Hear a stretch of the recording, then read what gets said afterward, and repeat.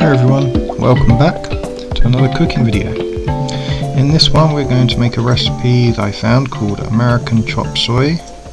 It's nothing like a Chinese chop suey.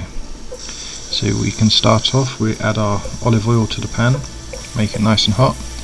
Then you can add in your minced beef or ground beef in other parts of the world. Stir in it occasionally so you don't burn it, and cook it until it's browned off all over.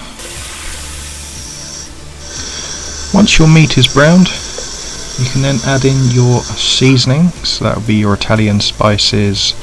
You can add in your garlic powder, and we're adding in our tomato paste.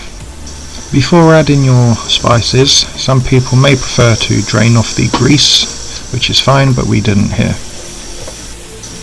Cook it off for a few minutes to infuse all your flavours together, and then once that's done you can then add in your celery, onion and green peppers, stir well and cook it for about 5 to 8 minutes just to mix everything up and cook the ingredients.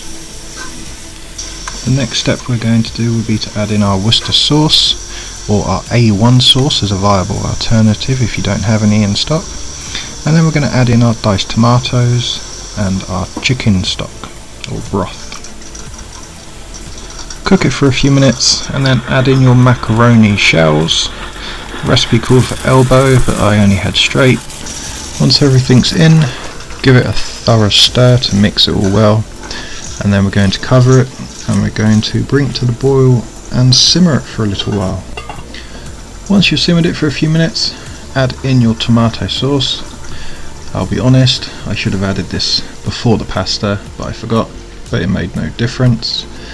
Give it a good mix, put the lid on, cook it for a little bit longer, and then that's done. Wait for it to reduce, absorb the liquid, and then we're going to season it, and then we will turn off the heat, and the macaroni will just be left to absorb the remaining liquid, and you should be left with a nice gloopy mixture of macaroni and beef.